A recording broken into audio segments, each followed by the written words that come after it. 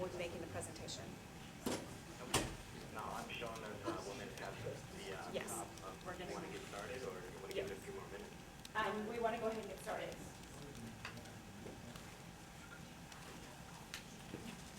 You guys want to go ahead and get started? We do. You go ahead and put everybody through. Okay. Once I do the brief introduction, I'll turn it over to you, Ms. Walker. Thank you very much.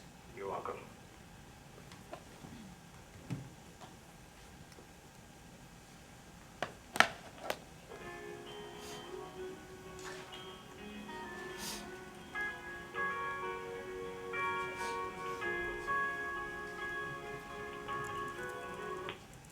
Ladies and gentlemen, thank you for standing by. Welcome to the UI Athletics call.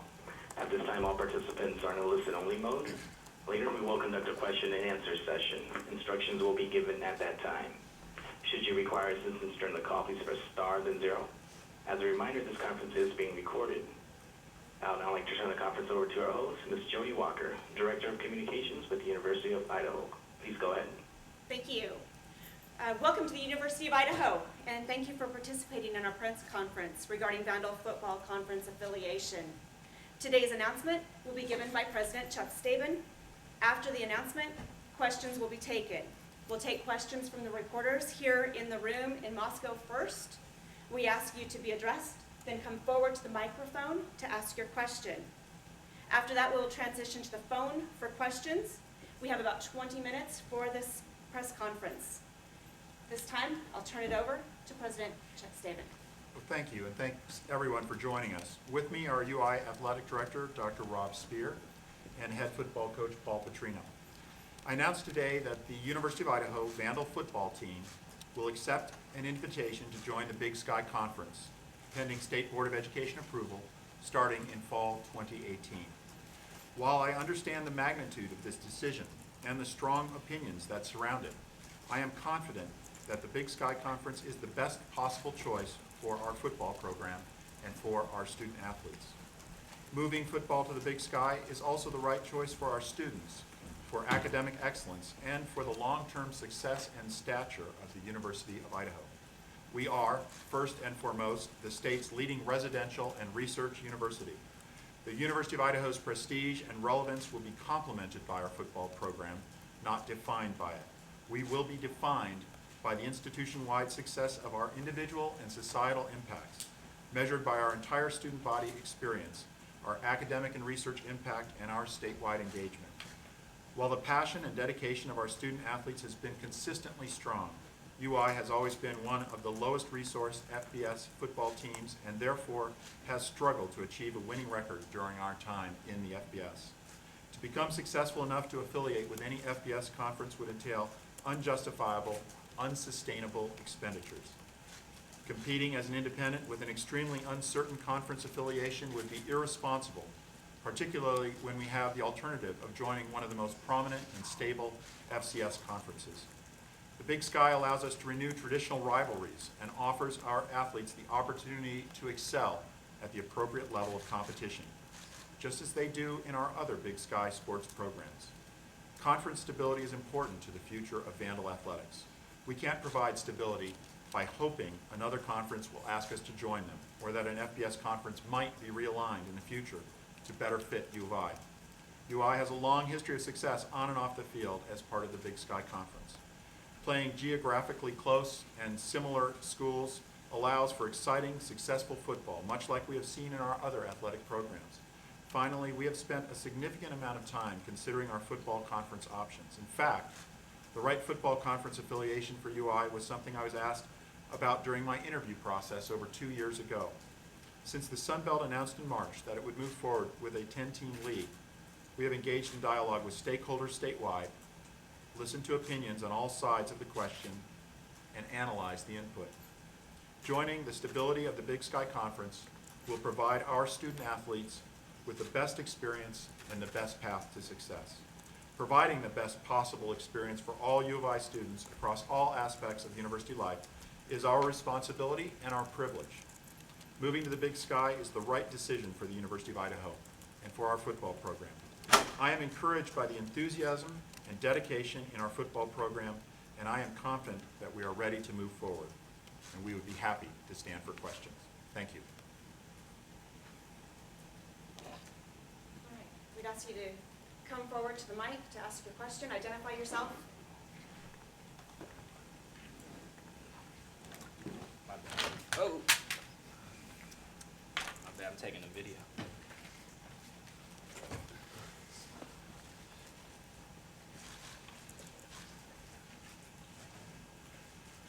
President Staben, I'm Michael Sean with the Moscow Daily News. Just wanted to ask when this decision was officially made, and have you reached out to the Big Sky Conference already to talk to Commissioner Villaflores? Yes, thank you, Michael. We made this decision shortly after, well, during last weekend, and began the announcement process. And yes, we have discussed this with Commissioner Fullerton already, and the Big Sky presidents. We think it's a good decision, and we're ready to move forward, and they are ready to move forward with us. Did the May 4th deadline add any pressure, make you speed up your decision, and did you ask for an extension from the conference, the Big Sky Conference?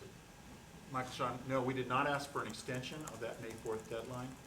As you may know, the Big Sky is considering a number of members, and at this point, Idaho has essentially a guaranteed acceptance into the Big Sky, pending State Board of Education approval, which I fully anticipate. And so, so that deadline was one that we wanted to meet. Do we have other questions from within the room? Yes?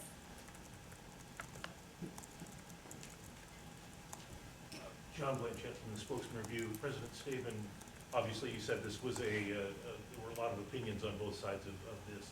What are you going to do? What are your plans to reach out to the people who were pretty adamantly against this move? Thank you, John. Yes, we've certainly received opinions for and against this particular move. It's one that there's a great deal of passion. I think the important thing for all of our alumni and supporters to realize is that that passion is very important. It is perhaps what distinguishes Vandals, the incredible passion they have for the university. And they can take pride in our football program as we move forward and as we continue to provide the great student-athlete experience and the great student experience that we have for 127 years to this point. I'm confident our alumni will line up behind us and support our students and support our student-athletes.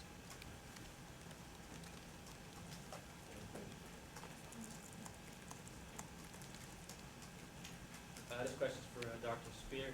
As far as Title IX compliance goes, what does this mean in terms of eliminating sports, and have you reached out to those coaches whose programs may be eliminated? Rob, go ahead and take that one, if you would. Well, thank you for the question, Michael Sean. As I communicated with the president, we have no plans at this time to eliminate any sports at the University of Idaho. Does that mean as of now you'll be in compliance with all Title IX obligations, even if you drop down to Big Sky? Yes, we will. Thank you. I need to man a camera, so I'm just going to be really loud. This one's for Coach Petrino. Just how do you handle this transition? Obviously, scholarships will be affected. What's to move here in the next couple of years for you personally and for your student athletes?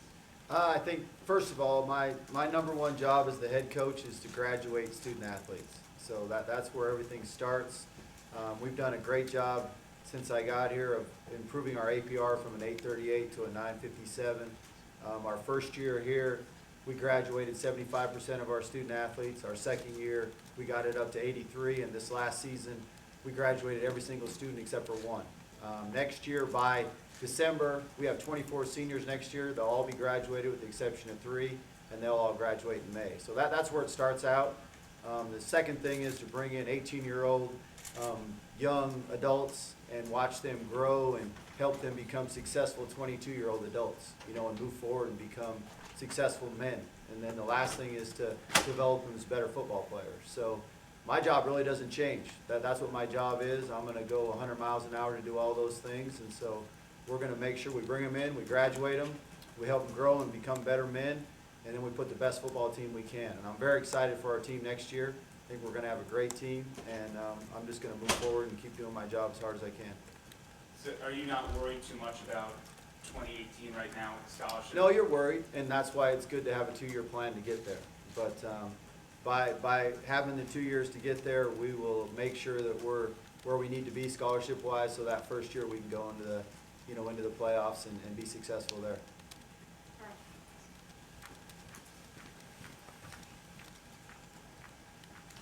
Dan Hawk, KIBI in Boise. This question's for Mr. Spear. As far as scheduling goes, how does this affect with the Power 5 conferences that you already have on schedule in the future? We'll need to evaluate that. We've had conversations with some of the schools. We've been very upfront about our situation, and we'll proceed as we are going to move into the Big Sky in 2018, and we'll adjust that schedule accordingly. Follow-up question with that, could there be a possibility in the future of renewing a rivalry with Boise State down in Boise? I'll take that one. We would love to renew a rivalry with Boise State. At this point, that is, renewing that rivalry is something that will require cooperation of both schools, and we're certainly ready to cooperate on renewing that rivalry.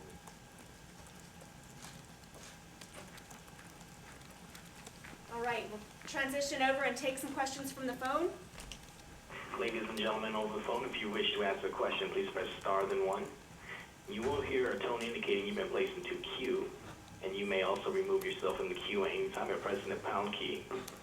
Once again, if you would like to ask a question, please press star then 1 at this time. One moment for the first question.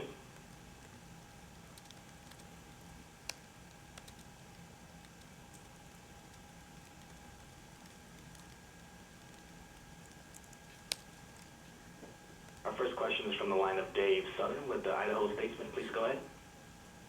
This question is for Rob. I wanted to ask, what is the plan in terms of getting the scholarships to the number that is required in the FCS, and what is the plan for that right now? Dave, we have worked with the NCAA. We've worked with the NLI people. We are very confident as we move forward. The NCAA views this, it's black and white. To be eligible for the playoffs, we have to be at 63 scholarships. We have a transition plan. We'll be able to accommodate the needs of our current football student athletes and also ensure that we're going to replenish the program for the future from a recruiting standpoint. I would simply like to add, if I may, that the NCAA has assured us that normal transfer rules apply to our current student athletes. And so we anticipate that those student athletes will stay here, and they'll want to stay here to participate in the great football program that Coach Petrino runs and the great academics that they're engaged in.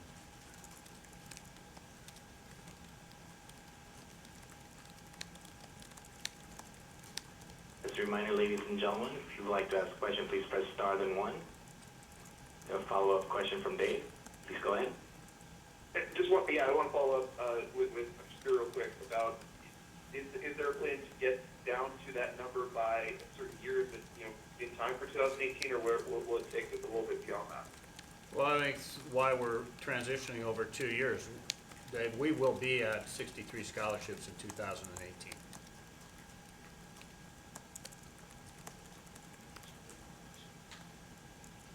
And there are no further questions in the queue. All right. This question is for Paul. Paul, when did you let your team know, and what was the reaction from the players? I let them know this morning. We had a team meeting this morning at 8 o'clock, and the biggest thing that we talked about is we finished spring ball with a lot of excitement. Felt like we really played well, and we're going to go into this off season. First of all, I got to finish really strong these next 2 weeks for finals. We talked about that.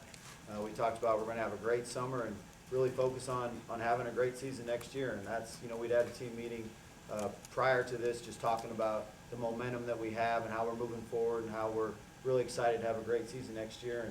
And I felt like the response to the team meeting was very well. And right now, this whole week, I've been meeting with each player individually, and that'll continue through today and tomorrow.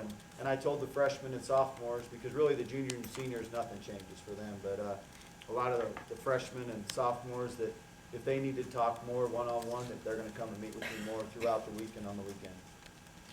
And a follow-up to that, a lot of people were advocating for the FCS move, were advocating for that because it may ensure, more success at that level. Does that put more pressure on the program to succeed right away when you get into the Big Sky?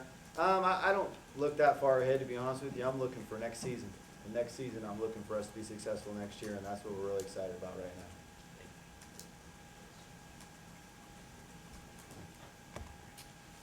Sean Kramer with the Sports Review.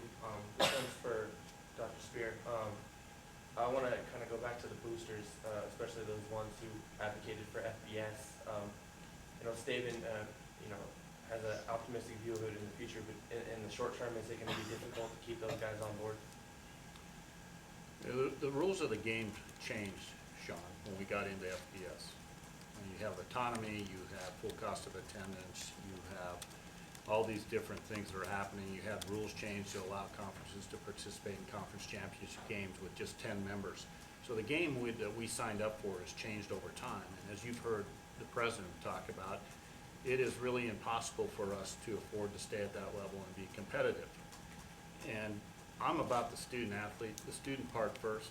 And I think it's really important that we embrace the academic integrity of this great institution, because when we provide a quality degree from this institution, that's a lifetime changing situation.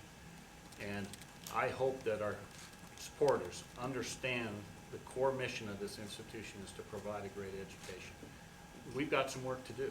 We've got to engage them and get them back, but I'm confident that we are going to continue to look at options. We are going to continue to be the best that we can be, and really what we can do right now is control what we can control.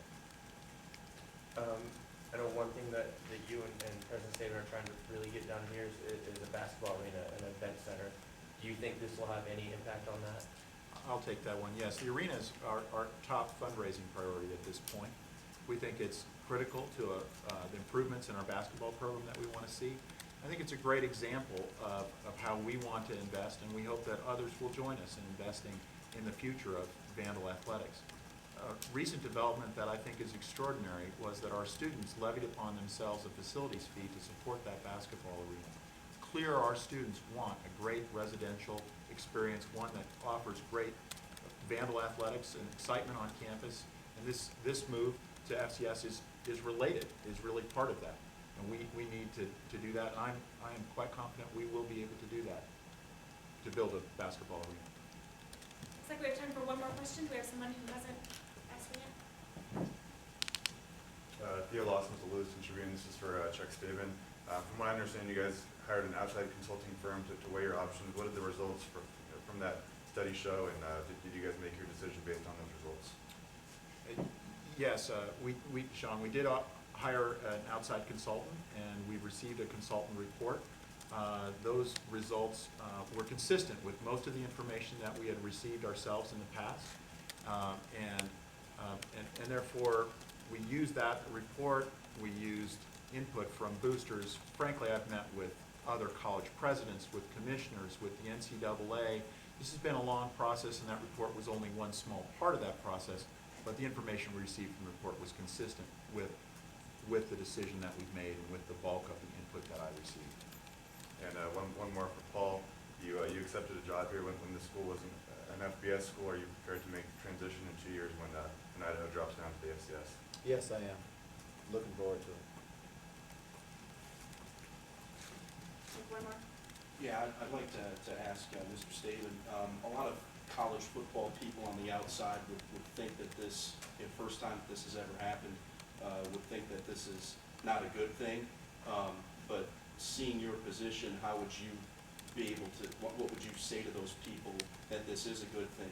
It's never happened before, and one would think that it's not a good thing. Thanks for the question. Actually, colleges have made decisions about their athletics programs that are somewhat similar. The one that is probably the classic is the University of Chicago choosing to leave the Big Ten in 1946. Now, it's been a long time since 1946. I appreciate that. But really the decision was somewhat similar. The decision then and our decision today is that we want to focus on the student athlete. We want to focus on a great experience for those people who come here to play football. We want to ensure that every time our students step on the field, they will be competitive, that they will have the opportunity to excel. Our student athletes in all of our other sports are competing successfully for championships in the Big Sky. We believe our football team can do that in 2018 and beyond, and can get our football athletes can get great education here as all of our other students do. So we think this is not actually an unprecedented decision. It's motivated by the same factors that have motivated decisions at this university for 127 years and have motivated other schools to make somewhat similar choices. Not frequently, but it has happened. All right. I'm gonna wrap things up, I think, and thank you, gentlemen, for your time. Thank you, members of the media, for joining us. Members of the media, I do have copies of the president's statement. If you would like to take one of those with you, it will also be available on the U of I website. Thank you. Thank you. Thanks. Ladies and gentlemen, this conference will be available for replay after 12 p.m. through midnight on April 29th. You may access the teleconference replay system anytime by dialing 800-475-6701 and entering access code 392522. Those numbers again are 1-800-475-6701, access code 392522. Thank you for your